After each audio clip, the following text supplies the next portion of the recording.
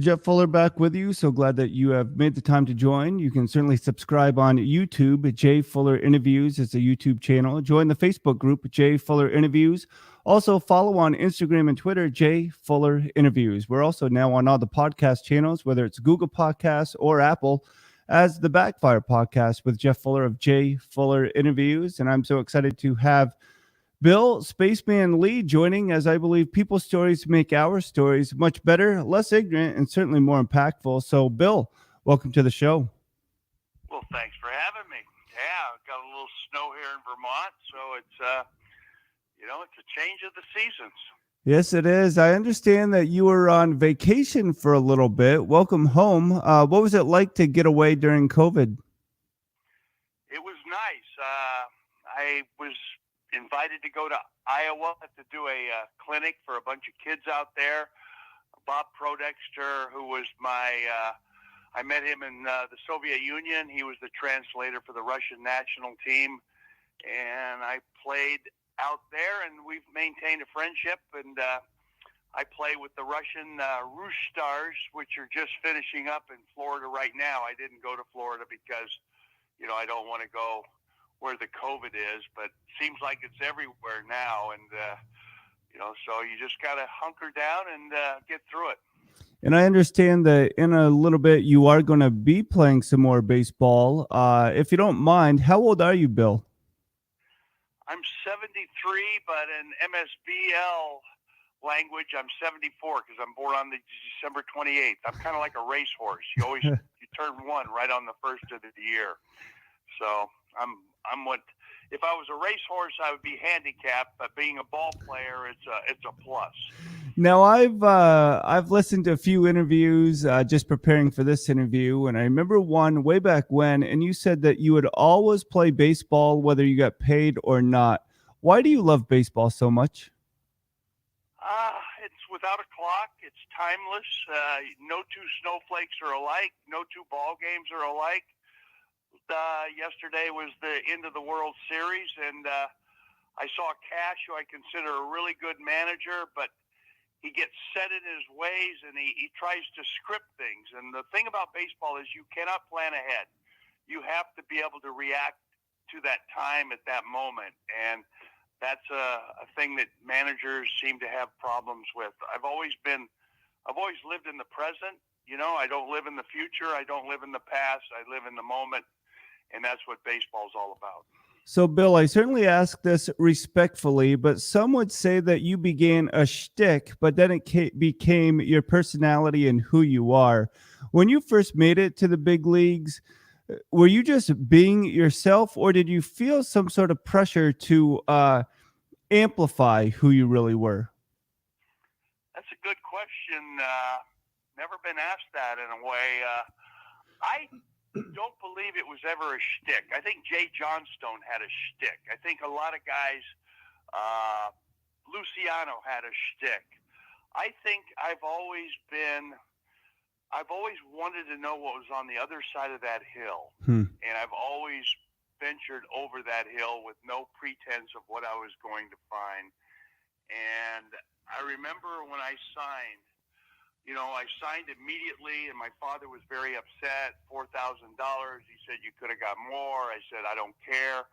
I just wanted to keep playing ball. And after college, that was my opportunity. And I get into the minor leagues, and Rack Slider treated me poorly in Waterloo, and I got really upset. But then Neil Mahoney came, and Ed Kinney, and they said, why isn't Lee throwing? And Slack said he's fat, he's out of shape, he doesn't belong here. And they said, well, give him the ball. And I went out and I threw a 27-out complete game shutout. I gave up a hit to the first hitter, picked him off base, retired the next 26 hitters in a row at Wisconsin Rapid. I remember that. And as I was leaving and packing my bags and going to Winston-Salem, I said, you were right about one thing, I don't belong in this league. And I think that was my personality, and I kept it up. When authority told me the door was closed, I put my foot in it. And, they told me I couldn't play baseball anymore. You'll never get a job in Major League Baseball. I remember Howler and McHale and Fanning and all of them said that after I protested Rodney Scott decision. And I said, I don't care. Baseball exists everywhere. And I played in Quebec. I played in Nova Scotia. I played in the Soviet Union. I played in Red China. And I'm one of the few people that continue to play. I'm like Trevor Bauer. Trevor Bauer is a throwback. He's a lot like me, and I really respect him. Again, Bill Spaceman Lee makes some time. And Bill, share with us, where did you grow up? Valley. I grew up in a place called Cadoga Park. I was born in Burbank and then raised. We bought a tract of land and we had walnuts, and my grandfather had a walnut ranch up in the San Joaquin Valley, so I spent a lot of time on the Stanislaus River. I had an idyllic childhood. You know, I had great grandparents. You know, my grandpa Lee was a major league ball player. He played in California during 1918 and stuff, and his daughter is Annabelle Lee. My aunt is the first woman to throw a perfect game and a no-hitter. So I had baseball on one side, I had hunting, fishing on the other, and my other grandfather, Paul Hunt, was a pilot, so I learned to fly, I learned to fish, I learned to hunt, I learned to play baseball, you know, and I really didn't care for schooling, but I found out I had some pretty good genes there on the hunt side of the family, so I became kind of a philosopher. And when did you realize that you had the possibility of making it beyond high school baseball? Oh, wow. I'll tell you, at USC, I won 9. I go on a walk-on. I had hurt my knee my senior year in high school, and I had to have it in a cast. So I was limited play. I was a prospect when I was a junior, and I became a suspect when I was a senior. And I walk on at USC. I had a scholarship to Oregon, University of Oregon. I wanted to go there, be a forest ranger. And my dad said, "You want to be a big fish in a big pond, or you want to be a big fish in a little pond?" And he realized that SC was the bigger pond, and I had a chance to grow. And I was 9-0 as a freshman, 4-0 as a sophomore. I never lost a game my first 2 years at USC. And then I'm 13-4, 13-4, and I win the College World Series in '68. And you know, I could pitch. I could never throw, but I could certainly pitch. When you were younger, being a lefty, did you try to change that, or were you comfortable right away being a left-handed pitcher? Oh, God, no. I was a left-hander. My aunt was a left-hander. I mimicked her. I've got pictures of her wind-up and my wind-up, and we stick our little finger out on our glove hand.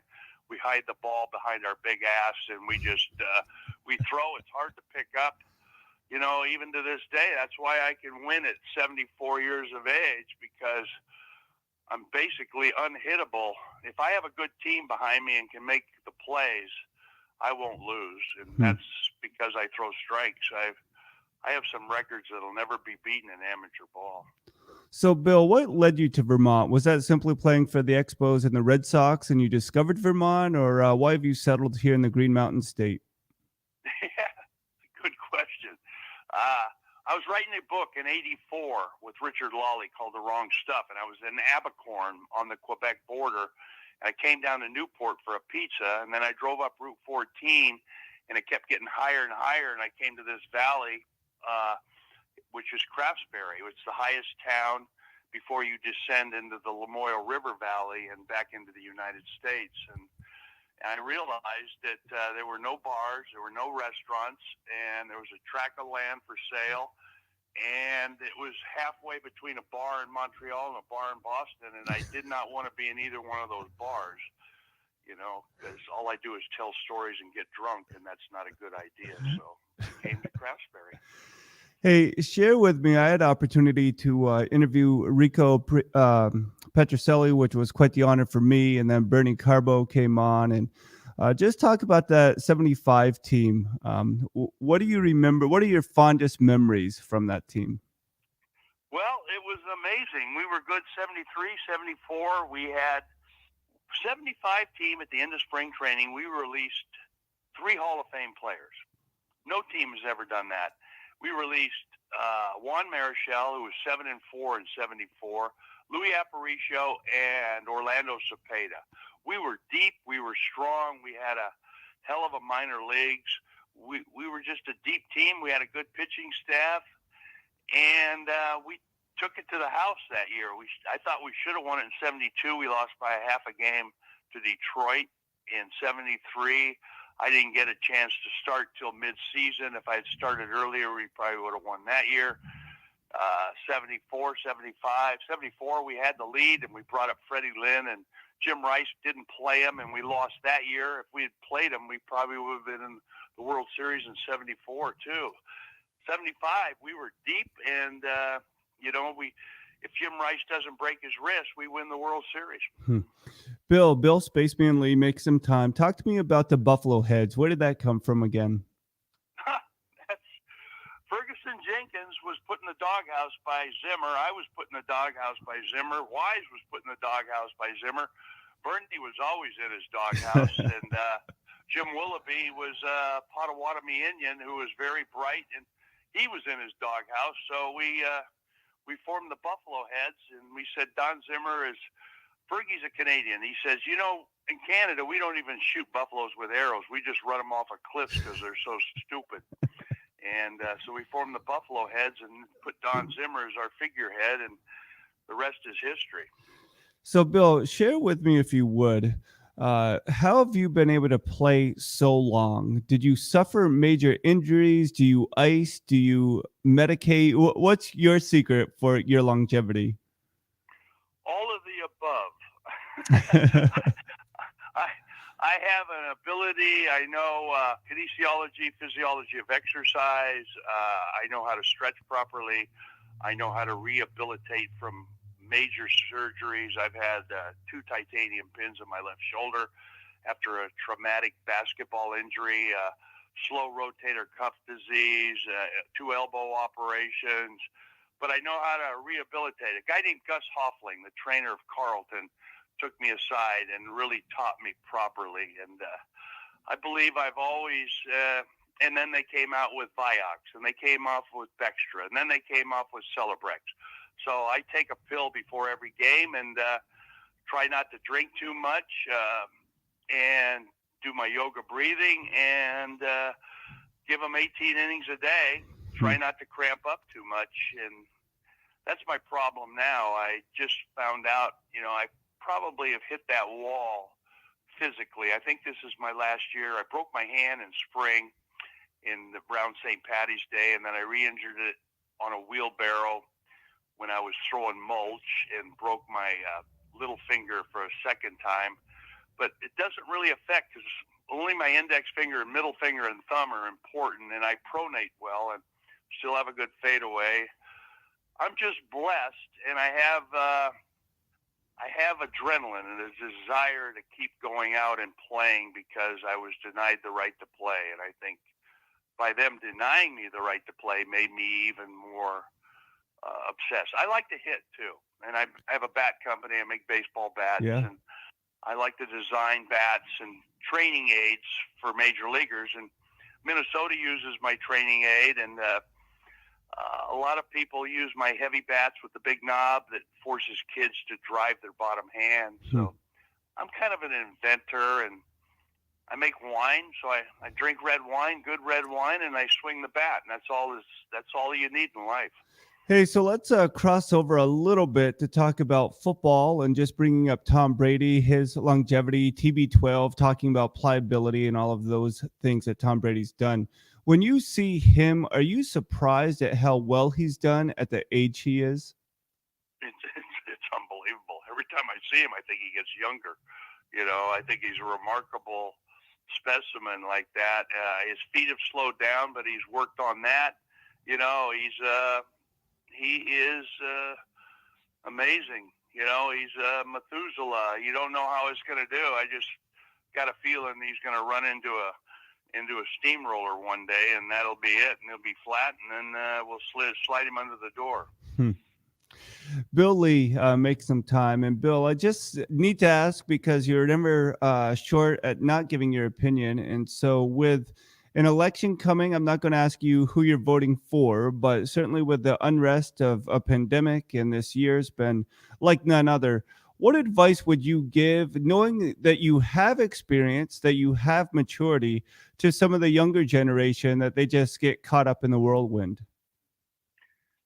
Well, you got to base your decisions on the fundamentals, and you've got to realize that the Proud Boys and the Black Lives Movement are both marginalized by the economic system that we've created in this country. We're nothing but a bunch of oligarchs.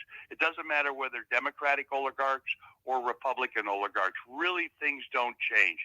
There was a speed skater. His name was Art Schenk, and he developed a board where he trained. He was in the Netherlands. He won the gold medals for a whole generation. He'd slide to the left, he'd slide to the right, he'd slide to the left, he'd slide to the right. And that's how he strengthened his legs, but he never went forward. And America's like that.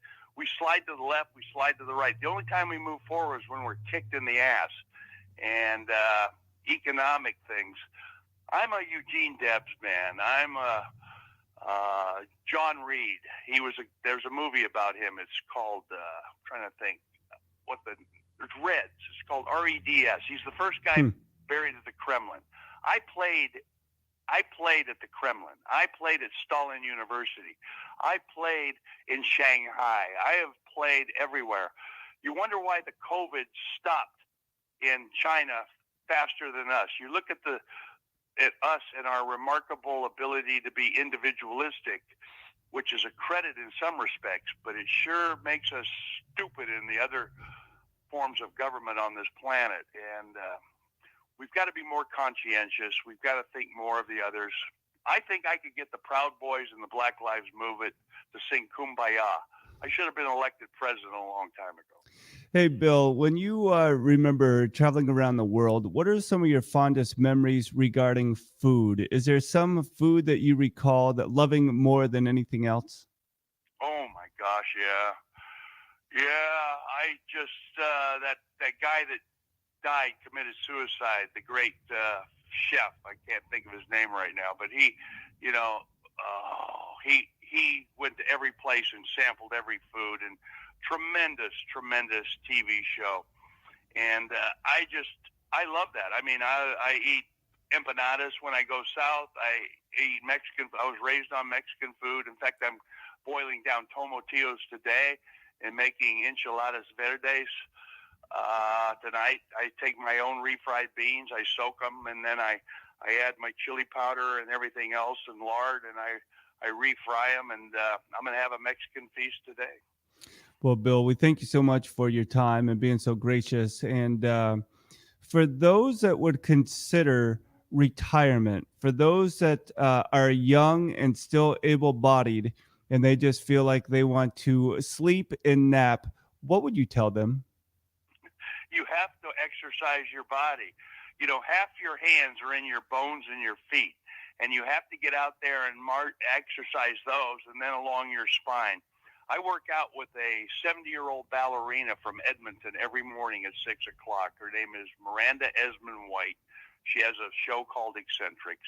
And if every of your viewers would put that on, they would never age, and they'd be Tom Brady forever.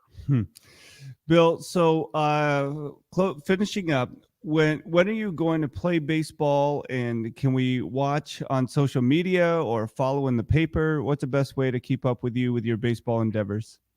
Well, I'm an MSBL member. I'm a Roy Hobbs member. I'm going to be playing in the 70 over and 65 and over Roy Hobbs championship. I'm defending championships in both divisions.